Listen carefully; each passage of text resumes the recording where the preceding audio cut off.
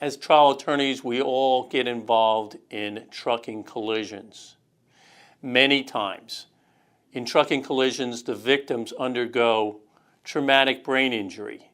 Understanding how to work up a traumatic brain injury case is important. Let's go through it.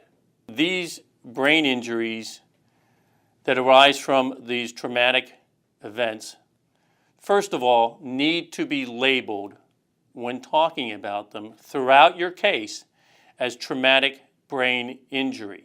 These injuries are a challenge to diagnose and prove to a jury.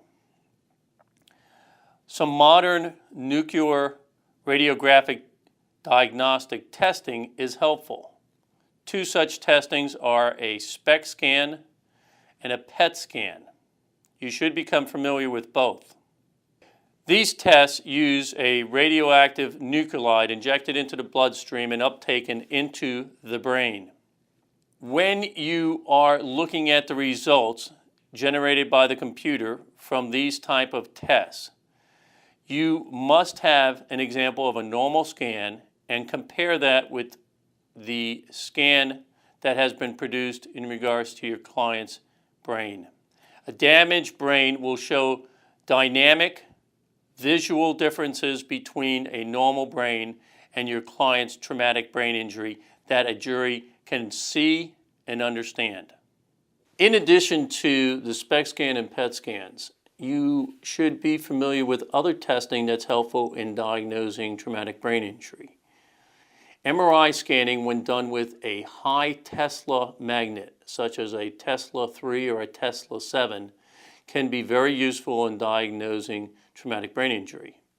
Additionally, neuropsych testing or neuropsych evaluation is very important. Quantitative EEG can be useful, but it is important to find the right expert who will look at all this diagnostic data and form a conclusion that can be presented and easily understood by yourself and eventually the jury. What should alert you to the symptoms of traumatic brain injury?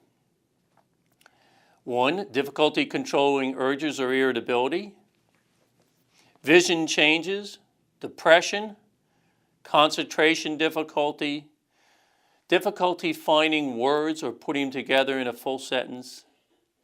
Memory loss is a critical one, dizziness, loss of balance, and vertigo. These have to be correlated to alert you that further investigation needs to be made by yourself and the physicians that are caring for your client to at least explore whether or not you are dealing with a traumatic brain injury arising from the collision. I'm Bernard F. Walsh. I'm an attorney with the firm of Shapiro, Goldman, Baboni, and Walsh.